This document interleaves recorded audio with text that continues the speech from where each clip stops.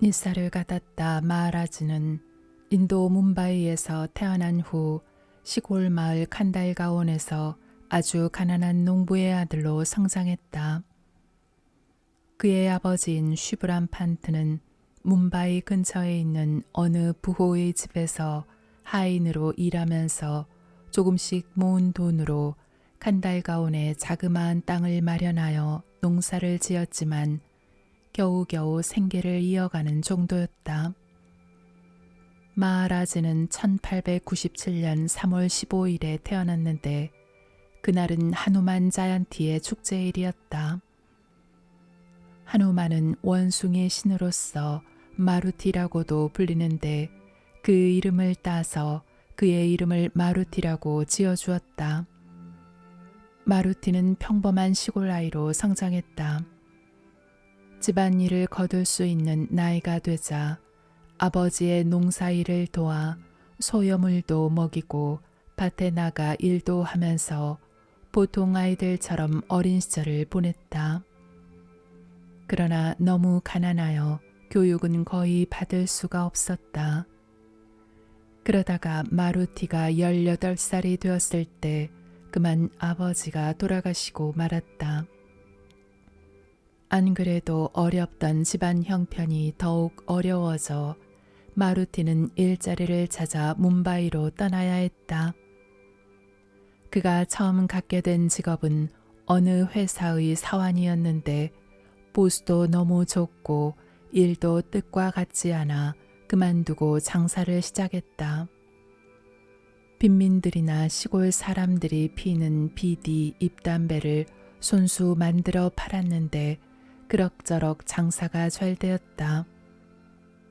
차츰 생활이 안정되자 그는 결혼을 했고 스라에 일남 삼녀를 두게 되었다. 그렇게 평범한 상인으로 살던 어느 날 그의 인생에 커다란 변화를 가져온 계기가 생겼다. 그의 친구 중 한 사람이 자신의 스승에게 마루티를 억지로 데려간 것이다. 그날 저녁 마루티는 비록 단 한 차례의 만남이었지만 스승의 인품과 깨달음에서 나오는 놀라운 가르침에 깊은 감동을 받았다. 스승은 마루티에게 이렇게 말했다. 내 말을 믿어라. 너는 신성한 존재이다. 너의 기쁨도 신성하고 너의 고통도 신성하다. 모든 것은 참나에서 나오기 때문이다. 항상 그것을 명심하라. 참나만이 존재하며 참나는 모든 감각과 상상 너머에 존재하는 초월적 실제이다. 너에게 간단한 명상법을 주겠으니 잘 새겨두고 그렇게 하라. 의식을 순수한 내가 존재함에 맞추고 그곳에 머물도록 하라. 그리하면 너 자신이 초월적 실제요 유일의 존재임을 알게 될 것이다. 마루티는 스승께 신뢰와 존경의 예를 표하고 스승께 자신의 전부를 맡겼다. 그는 여전히 가족의 생계를 위하여 장사를 하면서도 남는 시간은 명상에 마음을 다 쏟았다. 그러던 어느 날 마루티에게 이상한 일이 일어났다. 갑자기 알 수 없는 목소리가 들리고 빛이 보이더니 여러 신들이 출현한 것이었다. 마루티는 그 신들과 대화를 나누었다. 그러한 신비 체험은 한동안 계속되었다. 그러나 스승으로부터 오직 너만이 궁극의 실체다라는 가르침을 받고 난 연후에 그러한 체험은 더 이상 일어나지 않았다. 대신 더욱 고요해지고 단순해졌고 암과 욕망이 점점 더 엷어져 갔다. 스승은 얼마 지나지 않아 돌아가셨다. 그러나 스승의 죽음은 마루티에게 아무런 영향도 주지 못했다. 스승의 육신은 사라졌지만 스승의 가르침은 마루티의 가슴에 깊이 새겨져 있었고 이미 그의 명상 또한 깊어져 있었다. 마루티는 자주 산매에 빠졌고 그런 날들이 점점 더 많아져 갔다.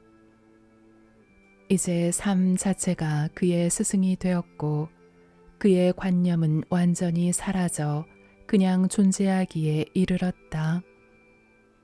그리하여 스승을 만난 지 3년 만인 1936년 40세에 깨닫게 되었다. 갑자기 그의 내면에서 무엇인가가 폭발하여 절대성의 체험이 순간적으로 일어난 것이었다. 그 오래되고 하염없던 추구는 마침내 끝이 났다. 무언가를 추구할 나마저 사라졌고 내가 존재한다라는 분별조차 없어졌다. 그는 속임수에서 완전히 벗어난 것이다. 이제 개체로서의 마루티는 완전히 사라졌다. 깨달음의 체험이 있고 나서도 그는 계속 장사를 했다. 그는 여전히 세상 속의 담배장수였으나 그가 진정으로 머무는 곳은 세상을 넘어선 절대의 자리였다. 얼마간의 시간이 지난 후 그는 장사를 그만두고 가족을 떠나 순례자가 되었다. 순례 도중에 문득 히말라야로 들어가 여생을 보내야겠다는 생각이 일어나 길을 떠났다가 부질없는 일이라 생각하고 고향으로 돌아왔다. 그 후 뭄바이 시장 골목에 있는 낡고 초라한 그의 집 다락방은 진리를 추구하는 진지한 구도자들의 순례처가 되었다. 그는 스승님을 자칭하지 않았으나 그의 깨달음의 향기는 멀리 멀리 퍼져나가 많은 사람들이 그를 찾았다. 사람들이 찾아와 물으면 그는 대답했다. 교육을 받지 못한 그였으나 그의 말은 놀라울 정도로 정확했고 분명했다. 그의 가르침으로 그를 방문했던 많은 사람들의 영혼이 일깨워지자 더 많은 사람들이 그를 찾아왔고 그의 다락방은 진리의 안식처가 되었다. 죽음에 대하여 방문자. 며칠 전 하나밖에 없는 아들이 교통사고로 죽었습니다. 저는 아들의 죽음을 철학적으로 담대하게 받아들이지 못하겠습니다. 물론 이렇게 아들을 잃는 것이 저만 겪는 일이 아니라는 것도 압니다. 사람은 모두 언젠가는 죽는다는 것도 압니다. 선생님, 이 슬픔을 저는 견딜 수가 없습니다. 마하라지. 잠시 눈을 감고 앉아 있다가 내 개체로서의 나가 없으면 타인도 없습니다.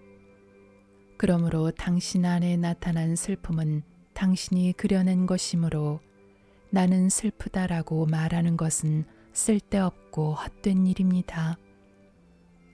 친척이나 친구들로부터 많은 위로의 말을 들었을 터이니 그저 위로를 받으려고 나를 찾아온 것은 분명 아닐 겁니다. 기억하십시오. 사람들은 일상의 즐거움을 누리고 일상의 고통을 겪으면서 매일매일 살아가지만 한 번도 인생을 진실한 관점에서 바라보지 못합니다. 진실한 관점이란 무엇일까요? 그것은 이러합니다. 나도 없고 너도 없습니다. 어떤 실체도 있을 수 없습니다. 모든 사람이 이것을 이해하고 이런 이해를 바탕으로 살아갈 용기를 가져야 합니다. 나의 친구여, 당신은 그런 용기를 갖고 있습니까?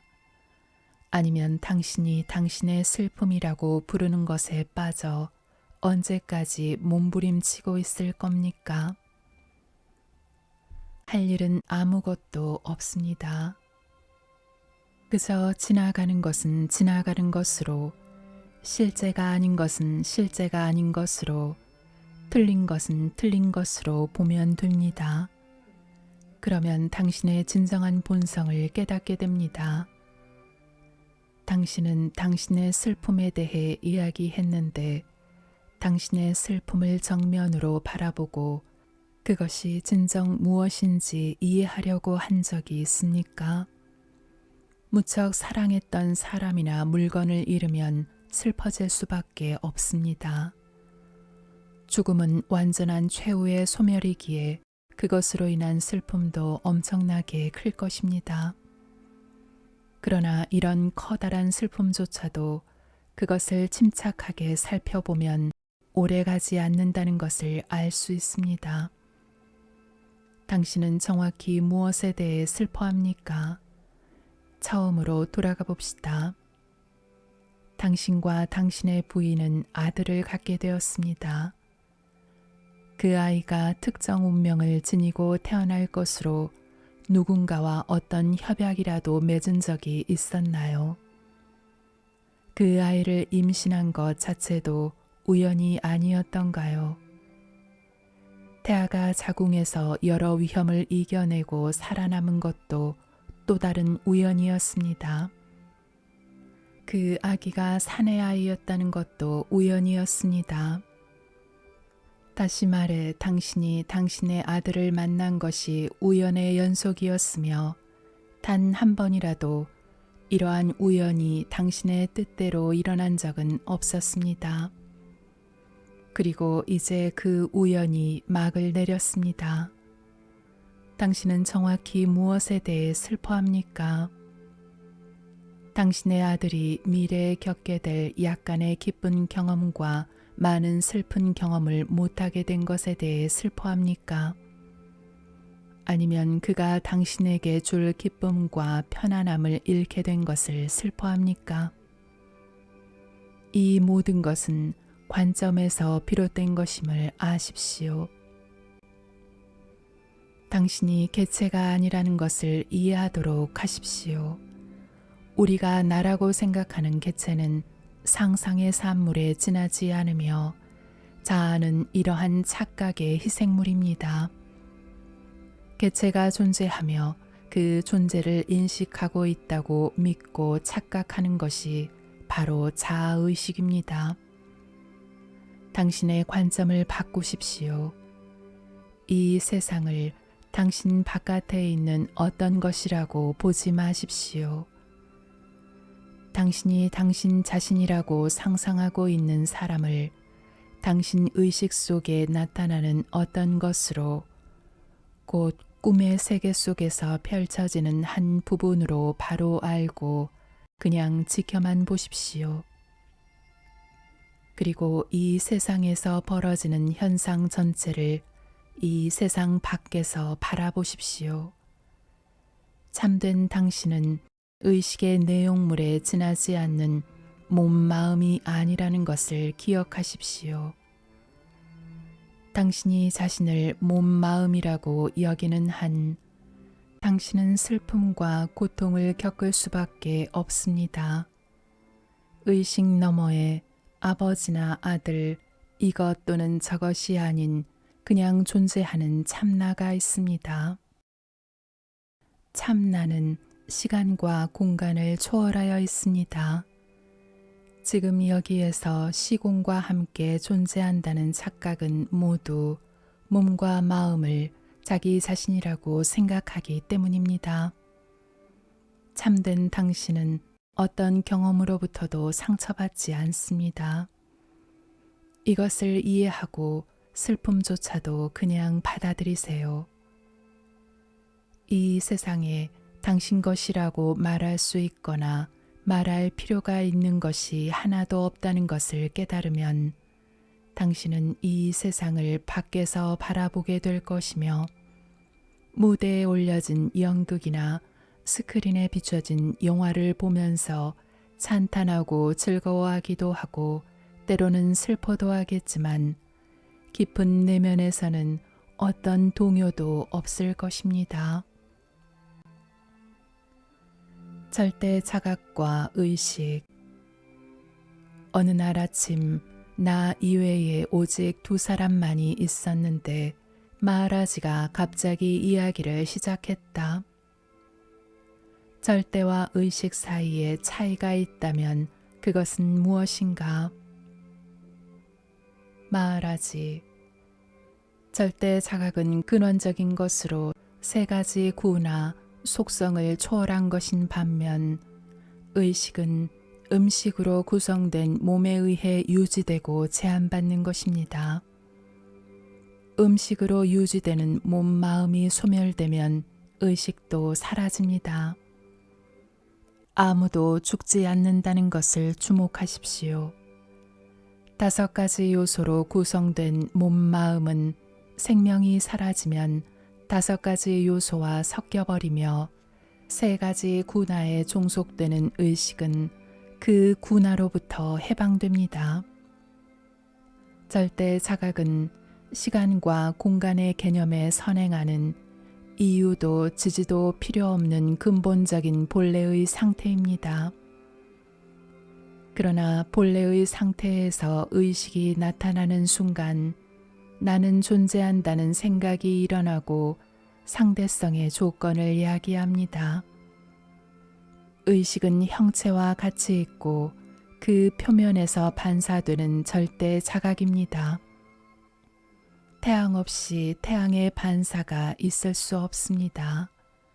그러나 의식이 없어도 절대는 있을 수 있습니다.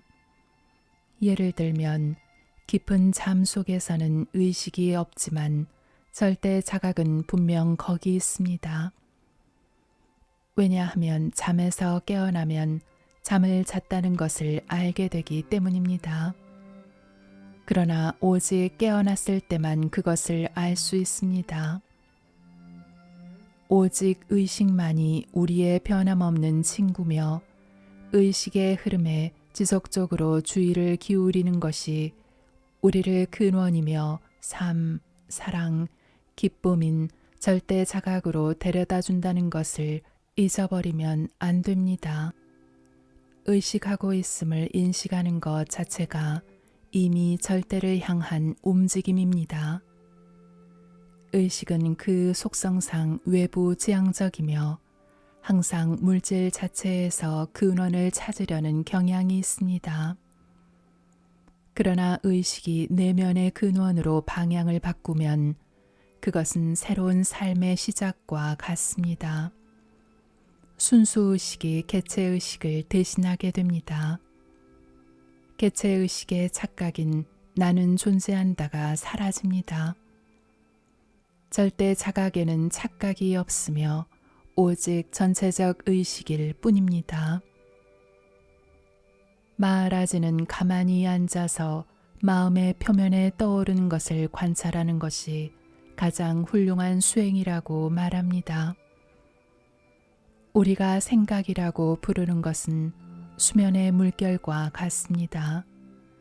생각은 항상 옳고 그름을 따지며 그것은 기존 개념의 결과로서 진정한 이해를 방해합니다. 마치 물결이 없을 때 수면이 잔잔해지듯이 의식도 생각에서 벗어나 전적으로 수용적일 때 고요해집니다. 의식이라는 거울에 온갖 것이 나타나 잠시 머물다가 사라질 것입니다. 가만히 오고 가는 것을 지켜보세요. 깨어있지만 끌려가거나 배척하지 말아야 합니다. 빠져들지 않는 것이 중요합니다. 이런 조용한 관찰이 마치 원치 않는 손님이 무시당하듯 모든 쓸데없는 분별심을 서서히 몰아내는 효과를 발휘할 것입니다.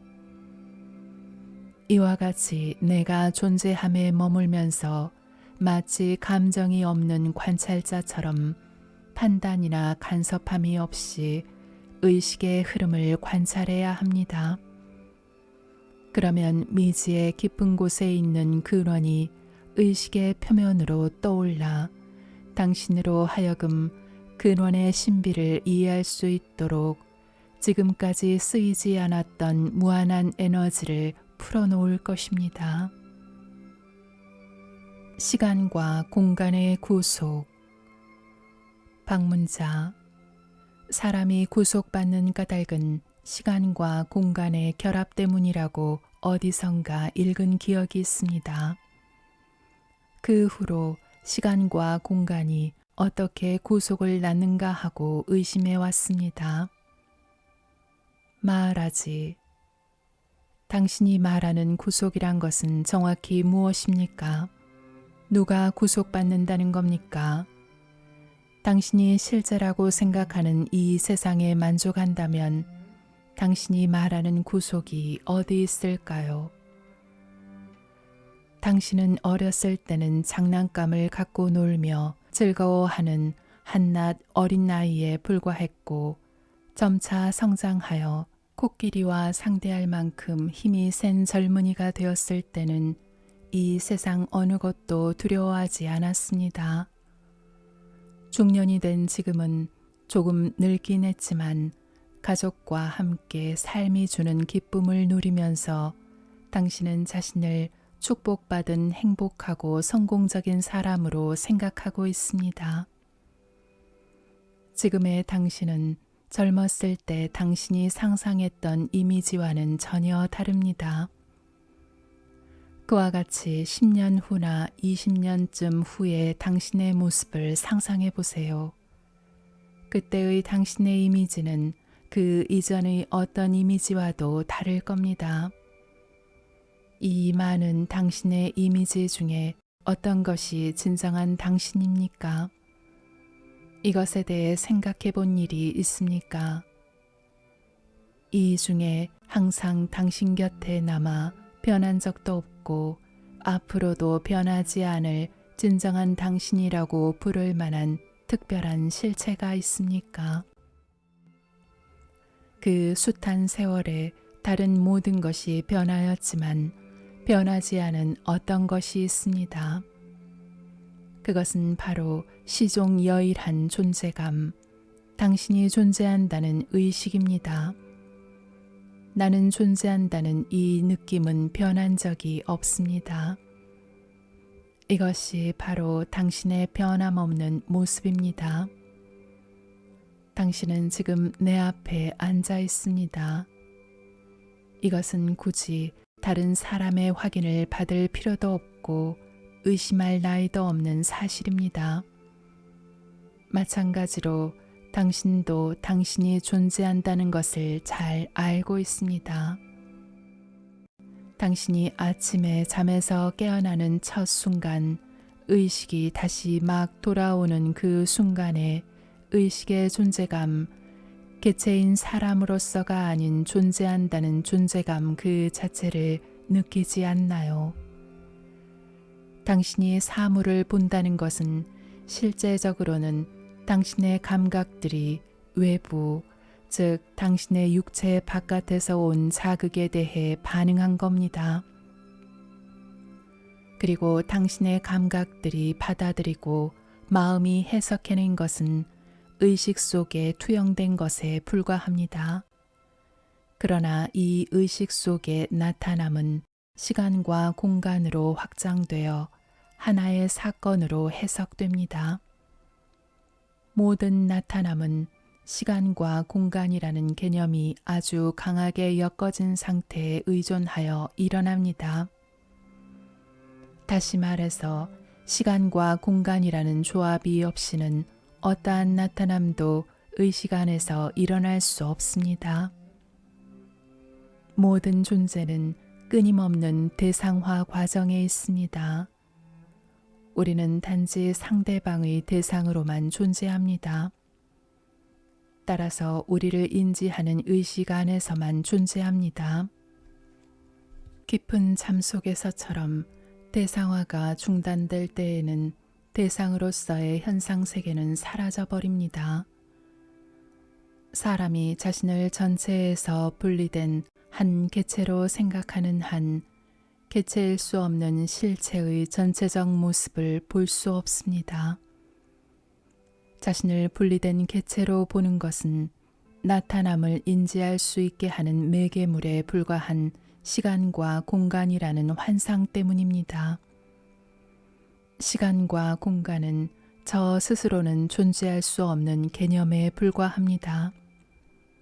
어느 때건 오직 하나의 생각이나 느낌 혹은 지각만이 의식 안에서 반영될 수 있습니다. 그러나 생각이나 느낌 혹은 지각은 순차적으로 옮아감으로써 존속이라는 착각을 낳습니다. 개체로서의 나는 지금을 과거와 연계시키고 미래로 투사하는 기억 때문에 존재하게 됩니다. 과거나 미래가 없는 찰나로 당신 자신을 생각해 보십시오. 그때 개체로서의 나는 어디에 있습니까? 이런 식으로 당신 자신을 찾아보세요. 과거나 미래라는 것은 없습니다. 과거의 기억이나 미래의 추측조차도 지금 여기에서 이루어질 뿐입니다. 그리고 이러한 모든 정신적 상태는 관찰 대상으로 작용합니다. 의식과 함께 나타남을 지각할 수 있도록 해주는 시간과 공간이 어째서 범인인지 이제 이해하겠습니까? 당신이 진실로 말할 수 있는 것은 실체로서 나는 존재한다입니다. 분리된 개체로서의 나라는 생각이 떠오르는 순간 바로 구속이라고 부르는 것이 존재하게 됩니다. 이것을 깨닫는 것이 모든 구도의 끝입니다. 당신이 당신 자신이라고 생각하는 모든 것이 기억과 기대에 기초하고 있을 뿐임을 깨닫게 될 때 당신의 탐색은 끝나고 착각을 착각으로 바로 보는 전적인 깨달음으로 우뚝 서게 될 것입니다.